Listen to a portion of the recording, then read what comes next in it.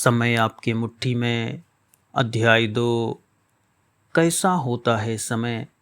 यह बताने की कोशिश ही अपने आप में थोड़ी बचकानी लगती है कि ऐसा होता है समय।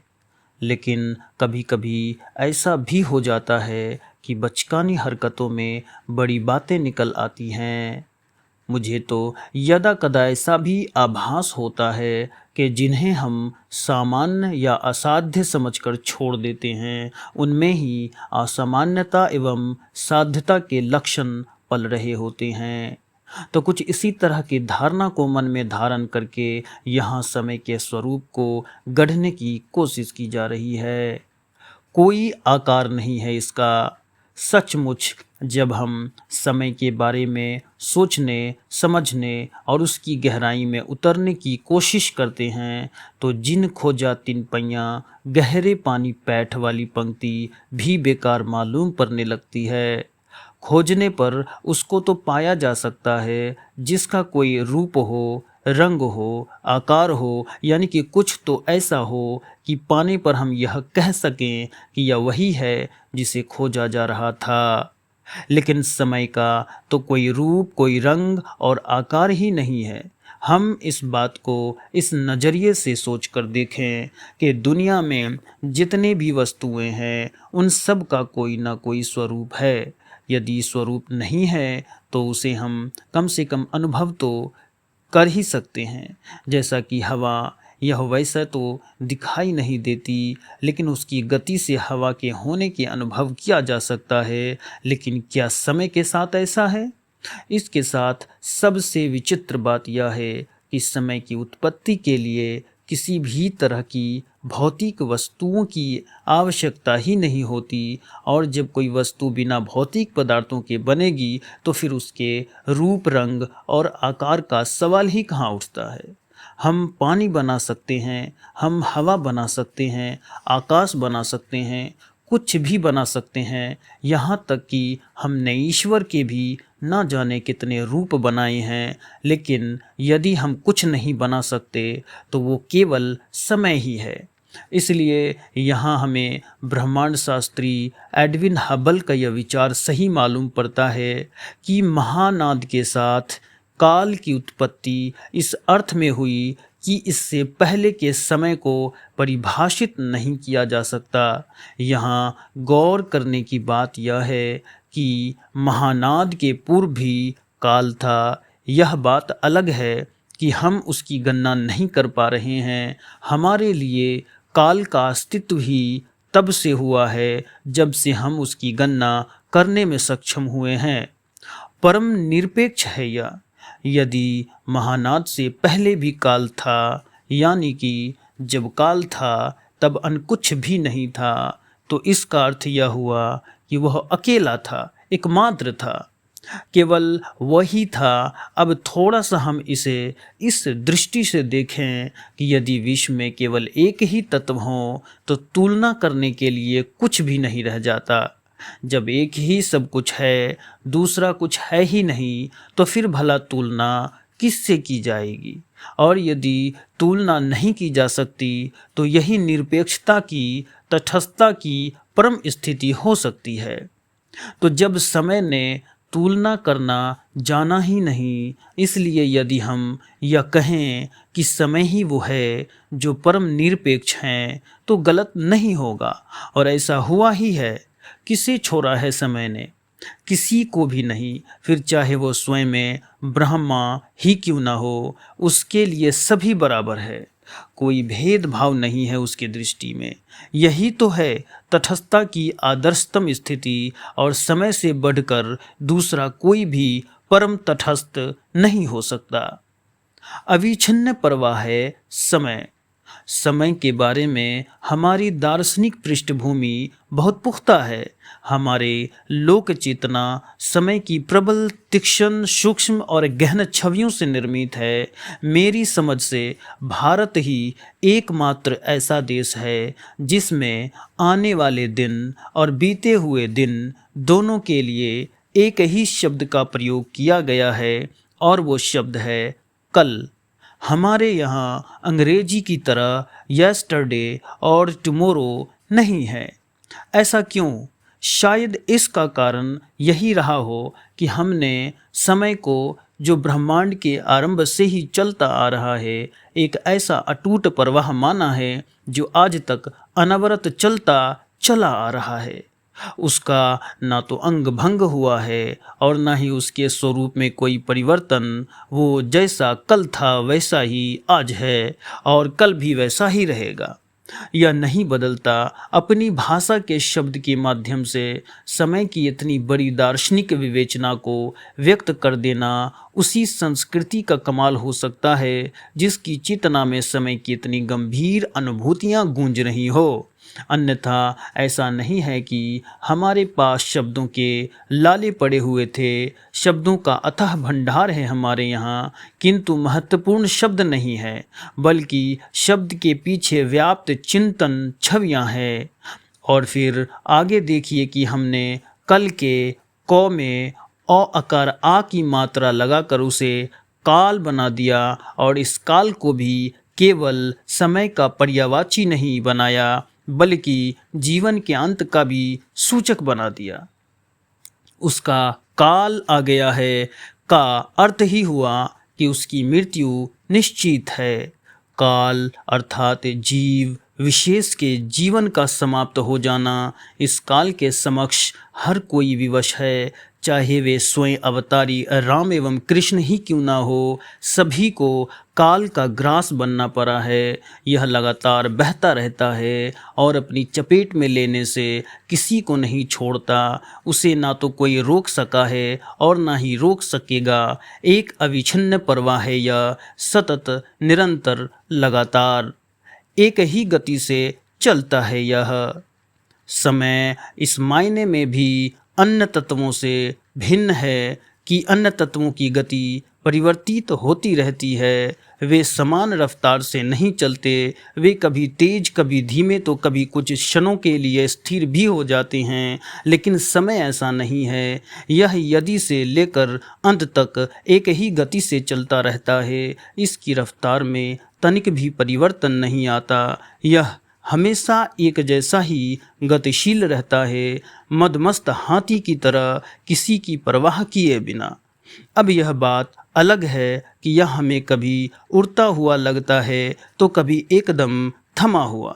यह संकट हमारा है, समय का नहीं। समय की गणना का आधार है पृथ्वी की गति, क्योंकि इसी से दिन और रात होते हैं। और चूंकि पृथ्वी हमेशा एक ही गति से चली आ रही है, इसलिए समय भी एक ही गति से चल रहा है।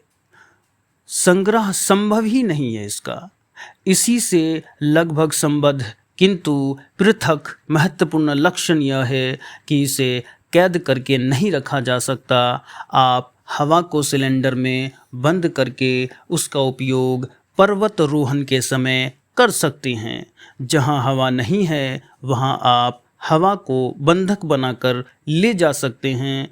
प्रकाश ने भी दासत्व स्वीकार कर लिया है। बिजली को बैटरी में संचित करके आज हम ज़रूरत के हिसाब से उसका उपयोग कर रहे हैं। जो वस्तुएं भौतिक रूप में उपलब्ध हैं उन्हें संचित करने में कोई दिक्कत नहीं है, लेकिन समय के साथ ऐसा व्यवहार करने की तनिक भी गुंजाइश नहीं है। बहुत हुए बहते हुए समय के अनवरत प्रवाह को न तो आप रोक सकते हैं और न ही आप उसे किसी भी रूप में संचित कर सकते हैं। इसका तो सीधा सिद्धांत है कि जो गया सो गया। यह गया हुआ लौटकर नहीं आ सकता। यूनान के प्रसिद्ध दार्शनिक हेराक्लूत का एक कथन है कि आप एक ही नदी को दोबारा पार नहीं कर सकते। नदी में निरंतर पानी बहता रहता है। जब पहली बार आपने नदी को पार किया था तब वहाँ जो पानी बह रहा था वह पानी तब तक बहकर न जाने कहाँ पहुँच चुका होगा। जब आप उसी स्थान पर नदी को फिर से पार करेंगे, तट तो वही है, घाट भी वही है, लेकिन पानी वही नहीं है। जब पानी वही नहीं है तो फिर नदी वही कैसे हो सकती है? नदी के सबसे नज़दीक यदि कोई वस्तु है तो वो है पानी। हम कह सकते हैं कि यदि पानी है तो नदी है, और यदि पानी नहीं तो नदी भी नहीं। फिर यदि वही पानी नहीं है तो फिर नदी वही कैसे हो सकती है? यह दार्शनिक वाक्य हमें इस भ्रम के प्रति सतर्क करता है कि हम एक ही नदी को बार बार पार करते हैं। मुझे यह वाक्य समय के संदर्भ में अत्यंत उपयुक्त मालूम पड़ता है। समय भी ठीक नदी में बहते हुए पानी की तरह है, जो बह गया सो बह गया, जो बीत गया सो बीत गया, वह पकड़ में नहीं आएगा। दुनिया ने अब तक ऐसा कोई भी उपाय ईजाद नहीं किया है कि समय को ऑक्सीजन की तरह सिलेंडर में भरकर भविष्य के लिए सुरक्षित रख सके। जो बीत गया सो बीत गया। हमें कभी इस गलत फहमी में नहीं रहना चाहिए कि यदि हम अपने कल के काम को आज कर रहे हैं या कि आज के काम को कल करेंगे तो हमारा काम हो जाता है। निश्चित रूप से हमारा काम तो हो जाता है, लेकिन वो कई गुना अधिक समय लेकर ऐसे अवसरों पर हम यह भूल जाते हैं कि यदि हम कल के काम को आज कर रहे हैं तो इसका अर्थ यह तो अवश्य हुआ कि काम हो गया, लेकिन हम ये नहीं सोच समझ पाते कि यह एक ऐसी उधारी है जिसे हम जीवन भर चुकता नहीं कर पाएंगे। उधारी इस मायने में कि जिस समय हमने यह काम किया है उस समय हमें कुछ और करना था, लेकिन हम उसके बदले में पहले का बचा हुआ काम कर रहे हैं, तो फिर अभी के काम का क्या होगा? उदाहरण के लिए, आप प्रतिदिन सुबह उठकर 1 घंटे के लिए घूमने जाते हैं। कल आपको अखबार के लिए लेख लिखकर उसे आज भेजना था, किसी कारणवश आप ऐसा नहीं कर सके, लेकिन लेख भेजना अनिवार्य है। ऐसी स्थिति में आप करते यह हैं कि आज सुबह घूमने जाने के अपने कार्यक्रम के स्थान पर लेख लिखने बैठ जाते हैं। लेख पूरा हो जाता है, काम हो गया है, लेकिन यह कल का काम हुआ है। आज के सुबह के घूमने का क्या होगा? क्या आप इसे कभी पूरा कर पाएंगे? कभी नहीं, क्योंकि जो बीत गया सो बीत गया। वो पानी आप उसे बांध कर नहीं रख सकते। हमारी विडंबना, हम भारतीयों के साथ एक बहुत बड़ी विडंबना यह रही है कि हमने समय की व्याख्या तो उसे ईश्वर से भी बड़ा मानकर की, लेकिन दुर्भाग्य से हम अपने दैनिक जीवन में उसे उतना महत्व नहीं दे सके। काश यदि ऐसा हुआ होता तो निश्चित रूप से आज हमारे देश की तस्वीर बिल्कुल ही अलग होती। यहाँ तक कि जिस 100 करोड़ की आबादी को आज इस धरती का एक बड़ा बोझ समझा जा रहा है, वो शायद इसकी सबसे बड़ी शक्ति बन गई होती यदि हम अपने इस जन संसाधन को गढ़ सके और उसके पास समय के रूप में जो अद्भुत तत्व मौजूद है उसका समुचित उपयोग कर सके, तो निश्चित रूप से यही संसाधन ऊर्जा के एक ज़बरदस्त स्रोत के रूप में तब्दील हो जाएगा। लेकिन अफसोस कि अब तक तो हम ऐसा नहीं कर सके हैं। ऐसा क्यों हुआ और क्यों हो रहा है, इस पर हम सबको गंभीरतापूर्वक विचार करना चाहिए। मुझे लगता है कि भाग्यवादी विचारधारा ने हमारे लोगों को समय के सामने समर्पण करने की बाध्य कर दिया है। समय होत बलवान की धारणा ने हमारी लोक चेतना को निराशवादी बनाकर उसे जड़ता की ओर ले जाना शुरू कर दिया। यदि समय ही बलवान है तो फिर क्या ही किया जा सकता है। जनमानस पर इसकी इतनी जबरदस्त दुर्भाग्यपूर्ण प्रतिक्रिया हुई है कि कर्महीनता ही एक प्रकार से हमारे जीवन की पद्धति बनने लगी। जैसे ही हमारी सोच इस गिरफ्त में आई, हमने समय को हाशिए पर डाल दिया। इसका नतीजा यह हुआ कि मध्यकाल के आते आते तक हम सब समय के द्वारा हाशिए पर डाल दिए गए। अन्यथा ऐसा कोई बहुत बड़ा कारण नहीं था कि भारत जैसा इतना विशाल राष्ट्र गिने चुने विदेशी आंगूतकों द्वारा गुलाम बना लिया जाए।